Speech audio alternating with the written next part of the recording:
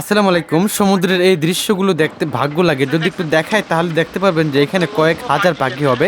আজকে আমরা যেইখানে জাল ফেলে মাছ ধরতেছি, আমরা কিন্তু এখন ফিশিং অবস্থায় আছি। এক কথায় আমরা জাল টেনে টেনে সামনের দিকে যাচ্ছি। আর এইখানে আমাদের জাহাজের পিছনে কয়েক হাজার পাখি, এগুলো সমুদ্রের পাখি, সমুদ্রে থাকে, সমুদ্রেই সব কিছু করে তারা।